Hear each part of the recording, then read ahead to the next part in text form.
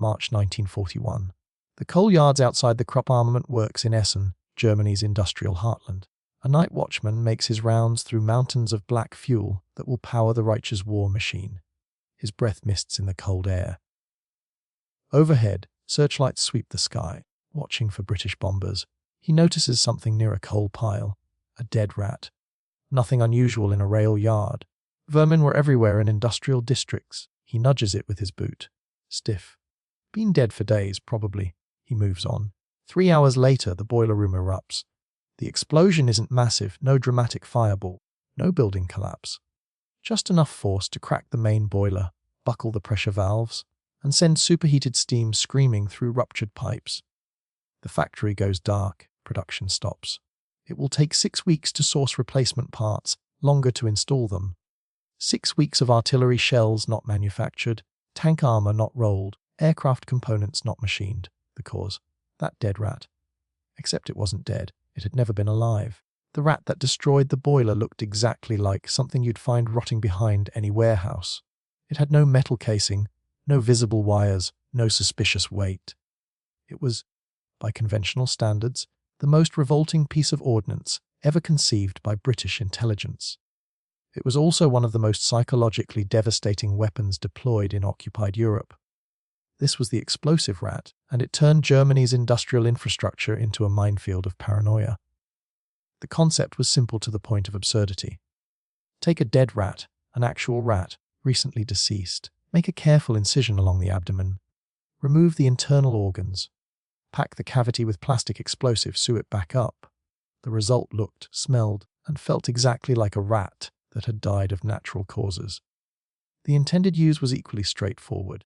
Resistance operatives would place these prepared rats near coal piles at German factories, power stations, and railway depots. Workers would shovel the rat along with coal into furnaces. The explosive would detonate inside the boiler. Critical infrastructure would be damaged. Production would halt. The weapon required no timer, no detonator, no specialist training. Gravity and routine did the work. A worker shoveling coal wouldn't notice one dead rat among tons of fuel. Even if spotted, the natural human reaction was to toss it aside or shovel it anyway. Vermin were a constant nuisance in industrial settings, and dead rats near coal piles were utterly unremarkable. But the explosive rat's greatest impact had nothing to do with actual explosions. The first shipment of approximately 100 prepared rats was dispatched to resistance networks across occupied Europe in early 1941. They were sewn into rat skins, so convincing that even upon close inspection, they appeared to be nothing more than common sewer rats in various states of decomposition. German intelligence discovered the first batch before a single rat reached its intended target. That discovery changed everything. The Gestapo and Abwehr immediately distributed warnings to every factory, rail depot, power station, and industrial facility across occupied territory. Workers received instructions to inspect coal deliveries for dead rats. Security protocols were updated. Searches intensified. Every dead rat became a potential bomb. Every coal pile required inspection. Every worker shoveling fuel into boilers was now aware that routine work could trigger an explosion. Production slowed not because of successful attacks, but because of fear. Man-hours were diverted from manufacturing to searching.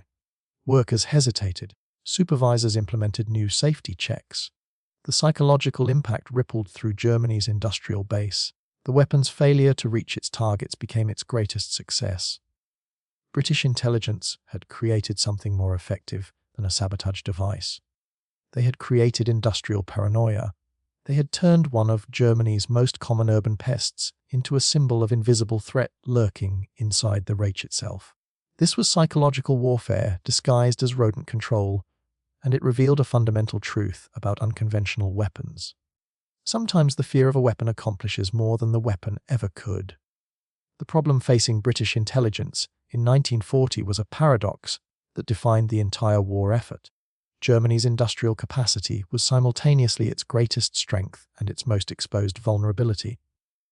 Churchill understood this perfectly. In a memo to the newly formed Special Operations Executive in July 1940, he issued his famous directive, and now set Europe ablaze. But setting Europe ablaze required more than inspiring rhetoric.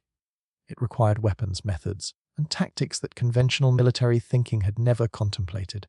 By late 1940, Britain stood alone against a German war machine operating at full capacity. The situation was stark.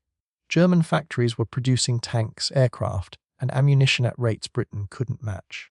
Occupied territories from Norway to France provided resources, labor, and infrastructure that fed the Reich's military expansion. Conventional bombing raids were inaccurate, costly in crew lives, and often ineffective against dispersed industrial targets. But there was one critical gap. How could British intelligence enable resistance networks to strike at German industry when those networks had no access to military explosives, no technical training, and operated under constant Gestapo surveillance? CTOMBY current solutions failed. When resistance groups attempted industrial sabotage in occupied Europe during early 1941, the options were brutally inadequate.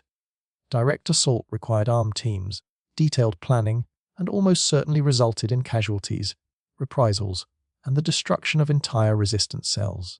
Timed explosives required technical expertise most operatives lacked, and a single mistake, wrong wire, incorrect timing, faulty detonator, meant capture, torture, and execution.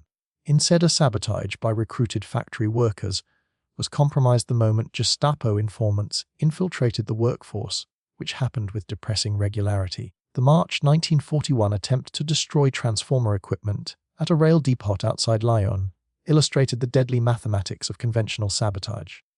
6 French resistance fighters spent 2 weeks planning the operation. They acquired explosives through a British parachute drop. They studied guard rotations and identified the optimal entry point. The attack succeeded in destroying 1 transformer. German reprisals executed 23 civilians. The entire resistance cell was rolled up within a week. The transformer was replaced in 11 days. What was needed was something completely different, a sabotage method with specific characteristics, requiring zero technical expertise. Any operative should be able to deploy it without training in explosives or timing mechanisms, producing maximum psychological impact, regardless of whether attacks succeeded. The threat itself needed to disrupt German operations. Creating plausible deniability, attacks should appear as accidents, preventing the massive reprisals that destroyed resistance networks. CC the vulnerability. Germany's industrial infrastructure depended absolutely on coal. You have to understand the scale of this dependency to grasp why British planners became obsessed with it. Every factory, power station, locomotive, and steelworks across occupied Europe burned coal. The Reich consumed approximately 400 million tons annually. This fuel moved through predictable pathways, mines to rail yards to factories, in a logistics chain vulnerable at 1,000 points. Conventional bombing attacks against coal infrastructure had failed consistently throughout 1940. Bomber Command lacked the accuracy to hit specific rail junctions or storage facilities. Raids against the Ruhr industrial region achieved sporadic success, but at catastrophic cost in aircraft and crews. Commando raids were impossibly risky. The February 1941 Lofoten Islands raid successfully destroyed fish oil factories, but such operations required naval support, commando teams, and extensive planning. They couldn't be replicated across occupied Europe's dispersed industrial base. Meanwhile, resistance networks were desperate for weapons they could actually use. Parachute drops of explosives and weapons often fell into German hands. Even successful deliveries required training that exposed operatives to discovery. Many died trying. The gap was obvious. Germany's coal dependency represented a massive vulnerability, but Britain lacked any practical method for resistance networks to exploit it without technical training, without exposing themselves to capture, and without triggering the reprisal executions that were destroying resistance movements across occupied territory. The British needed something different, something simple, something that wouldn't look like sabotage even if discovered, something so psychologically unsettling that its mere existence would corrode German industrial efficiency. The answer came from the most unlikely source imaginable, a taxidermist, and a pile of dead rodents.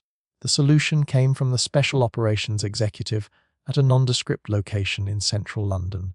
Station XV at the Natural History Museum served as the primary development facility for camouflaged explosives and unconventional sabotage devices. The facility's location was deliberately chosen. When war broke out, portions of the museum were requisitioned for government use while public exhibits continued in other wings. Visitors admiring dinosaur skeletons had no idea that floors above them, technicians were stuffing dead rats with plastic explosives. Under Major C.V. Clark, Station XV became Britain's most inventive weapons laboratory for covert warfare. During the war, it produced thousands of concealed explosive devices hidden in logs, lumps of coal, bicycle pumps, thermos flasks, and tins of food. Dozens of different camouflaged sabotage weapons emerged from its workshops. Agents across occupied Europe received equipment designed to look like anything except weapons. But among its most ingenious products was the device that became known simply as the rat bomb. The lead designer remains unidentified in declassified files, though Station XV employed natural history experts, practical engineers, and former special effects technicians from the British film industry. They approached the problem not as weapons designers, but as creators of convincing theatrical props that happened to explode. The fundamental challenge of creating a convincing explosive rat broke down into three critical components that each required separate solutions. The camouflage had to be absolutely perfect. German factory workers and security personnel saw dead rats constantly in industrial environments. Any detail that seemed unnatural, wrong texture, suspicious weight, unnatural stiffness, would expose the device immediately. The explosive payload had to detonate reliably under extreme heat while remaining completely stable during handling, transport, and placement. Premature detonation would kill the operative. Failure to detonate rendered the entire operation pointless. The psychological design had to maximize disruption, even if no rat ever successfully detonated. The weapon needed to create cascading paranoia that would outlast and outweigh any physical damage. To achieve all three objectives simultaneously, every component had to work flawlessly. Creating a dead rat convincing enough to fool German factory workers required actual dead rats as the base material. Synthetic alternatives would never achieve the necessary texture, weight distribution, or visual authenticity. Station XV technicians sourced fresh rat carcasses from London's extensive rodent control operations and prepared them through a modified taxidermy process that preserved structural integrity while creating space for explosive filling. The process involved making precise incisions along the abdominal cavity, removing internal organs while preserving the skin and skeletal structure, and creating a hollow space dimension to hold approximately 60 grams of plastic explosive. The rats were selected for size. Large sewer rats provided maximum payload capacity while remaining completely ordinary in appearance. The preservation process used techniques borrowed from museum taxidermy, but modified for durability during shipping and handling. Each rat maintained natural weight, texture, and even the appropriate level of decay to match what workers would expect finding near coal piles. Plastic explosive was stable enough for safe handling, but required precise conditions to detonate inside a furnace without revealing itself as sabotage. The British solution utilized Nobel 808 plastic explosive, a British-developed compound that detonated reliably at the temperatures inside coal-fired boilers, approximately 800 to 1000 degrees Celsius. The explosive was molded into the rat's body cavity in quantities calculated to cause significant boiler damage without creating obvious evidence of deliberate sabotage. The detonation would appear as a boiler malfunction, a pressure explosion from faulty equipment, rather than enemy action. Standard boiler explosions from mechanical failure were common enough in industrial settings that German investigators would have plausible alternative explanations. The third challenge was ensuring the weapon created maximum disruption regardless of operational success. Station XV deliberately designed the rat for psychological multiplication, where discovery by German intelligence would trigger security responses more disruptive than successful attacks. The rats were shipped in containers likely to be intercepted.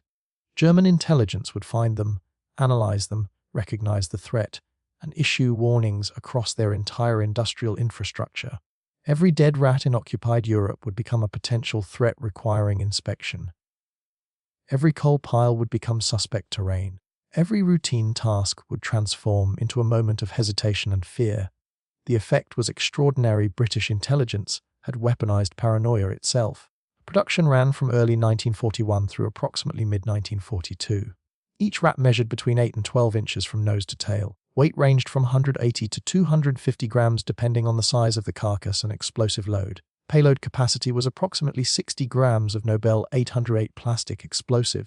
Effective deployment required placement near coal stocks in facilities with coal-fired boilers or furnaces. The finished products looked utterly unremarkable, decomposing rodents that any factory worker would recognize instantly and dismiss just as quickly. That ordinariness was the entire point. Production began in early 1941. The exact numbers remain classified even today, but estimates suggest between 100 and 150 explosive rats were manufactured during the program's active period. The uncertainty exists partly because of wartime secrecy, partly because Station XV records were incomplete, and partly because some shipments may have been lost or intercepted before reaching British intelligence's accounting. What is known is that the first major shipment, approximately 100 prepared rats, was dispatched to resistance networks across occupied Europe in spring 1941. Distribution relied on the Special Operations Executive's established courier networks and airdrops. Halifax and Whitley bombers flew nighttime sorties across France, Belgium, and the Netherlands, delivering containers that included explosive rats alongside conventional supplies. By mid-1941, the rats had been distributed to networks operating in France, Belgium, Norway, and Czechoslovakia. The geographic spread was deliberate. Maximum psychological impact required the threat to appear across Germany's entire industrial sphere. The first operational use was supposed to come in May 1941. That never happened. German intelligence intercepted the initial shipment before a single rat reached a German boiler. The Gestapo discovered a container during a routine search of a resistance safe house outside Paris. Inside, carefully packed among straw and cotton wool, were dozens of dead rats with their abdomens sewn shut. The discovery prompted immediate analysis. German technicians dissected the rats and found the plastic explosive. Within days, warnings circulated to every industrial facility across occupied territory. Factory managers received bulletins describing the threat. Security personnel were instructed to search coal deliveries. Workers were told to report any dead rats found near fuel stocks. The result was precisely what Station XV had anticipated. Factories across occupied Europe began implementing rat inspection protocols. Workers approached coal piles with new caution. Security sweeps expanded to include vermin checks. Man-hours were diverted from production to searching. One account from a Belgian railway worker describes the atmosphere at a locomotive depot outside Liège after the warnings arrived. Every morning, workers would find several dead rats around the coal bunkers, entirely normal for any industrial site with rodent problems. Before the warnings, workers simply tossed them aside and continued shoveling. After the warnings, each rat required inspection. Was it natural, or was it British? Supervisors implemented protocols requiring dead rats to be set aside and examined by security personnel. The inspection process was crude, checking weight, looking for incision marks, feeling for unusual rigidity. Most rats were genuine vermin, but the uncertainty created delays. A task that previously took seconds now required minutes. Coal deliveries slowed. Foremen reported increased worker anxiety. Some workers refused to handle dead rats at all, insisting security personnel remove them first. The depot's efficiency declined measurably during the weeks following the warning, not because of successful sabotage, but because of the fear of sabotage. In France, German authorities requisitioned additional security personnel specifically for rat inspection duties at critical factories. In Norway, industrial facilities near Oslo implemented mandatory searches of all coal shipments before unloading. Workers used rakes and hooks to spread coal, searching for rodent carcasses before fuel reached the boilers. The psychological impact on German industrial workers was substantial. Workers began to realize that their routine tasks had become potentially lethal. That shovelful of coal might contain a bomb. That dead rat near the pile might explode when thrown into the furnace. The British had transformed everyday industrial labor into a form of low-level psychological warfare. If you're finding this deep dive into unconventional World War II sabotage interesting, a quick subscribe helps more than you know. It helps the channel and means you won't miss the next one. Here is where the story becomes complicated. Despite approximately 100 to 150 explosive rats produced and distributed across occupied Europe, documented records of specific successful detonations remain remarkably sparse. No named operations, no specific dates and confirmed factory damage, no verified boiler explosions appear in declassified SOE sources. This absence requires explanation. The weapon was designed to leave minimal evidence. A successful attack would appear as a boiler malfunction, a pressure vessel failure, caused by faulty equipment maintenance or manufacturing defects. German investigators finding fragments of a rat inside a ruptured boiler would see the unfortunate consequence of vermin infestation, not deliberate sabotage. That deniability was the entire point. If explosive rats worked as intended, successful attacks would be historically invisible, classified in German records as industrial accidents rather than enemy action. German sabotage weapons during this period were primarily focused on conventional explosives and incendiary devices. The Brandenburg Regiment used limpet mines and standard charges for commando operations behind Soviet lines. These achieved measurable destruction, but required trained operatives and obvious military equipment. The Americans produced various sabotage devices through the Office of Strategic Services, including Firefly incendiary devices disguised as cigarette packages. These were clever, but lacked the psychological multiplication effect of the British rat. The explosive rat achieved psychological disruption with minimal resource investment. In the peculiar calculus of unconventional warfare, the British rat bomb was in a category of its own, a weapon that succeeded most completely when it never detonated at all. The broader sabotage campaign against German industry achieved devastating results through combined methods. Between 1941 and 1944, resistance networks supported by SOE conducted thousands of documented attacks against factories, rail infrastructure, and power stations across occupied Europe. Exact attribution of individual attacks remains impossible. The nature of covert warfare ensures that many successes were never recorded, many failures never reported. In France alone, railway sabotage operations around the D-Day invasion prevented critical German reinforcements from reaching Normandy, delaying panzer divisions by days or weeks during the crucial opening phase of the liberation. In Norway, maintaining control over heavy water production facilities required what one German commander called a permanent state of siege, tying down thousands of troops who could have been deployed active combat fronts. Whether explosive rats contributed significantly to measurable industrial damage matters less than whether they contributed to the climate of uncertainty, resource diversion, and psychological strain that characterized German occupation. The evidence suggests they succeeded in the latter, even while failing in the former. The concept's influence extended beyond 1945. CIA historical reviews from the 1950s note that the explosive rat represented an early example of weaponizing mundane environmental features, a concept that became central to Cold War-era sabotage doctrine. The principle of turning ordinary objects into vectors of destruction, pioneered at Station XV, informed decades of covert operations. The weapon pioneered what became standard doctrine for modern improvised explosive devices. Concealment in organic materials that evade detection through natural camouflage, rather than technical sophistication. Psychological multiplication, where the threat's existence creates disruption exceeding actual attacks. Plausible deniability, allowing operations to continue without triggering massive security crackdowns. Modern insurgent tactics using IEDs concealed in animal carcasses, debris, and roadside objects trace their conceptual lineage directly to Station XV's innovations during World War II. Original explosive rats are displayed at the Imperial War Museum in London and occasionally appear in travelling exhibitions about SOE operations. March 1941. Coal yards across occupied Europe, where dead rats lie near fuel piles under searchlight, swept skies. British engineers created a weapon so effective that its successes remain invisible in historical records. So psychologically devastating that Germany diverted resources to inspect vermin despite having no confirmed attacks to justify the paranoia. Approximately 100 to 150 rats manufactured. Distribution across resistance networks in France, Belgium, Norway, and Czechoslovakia. Unknown number of successful detonations. Perhaps none, perhaps dozens mistakenly classified as industrial accidents in German records.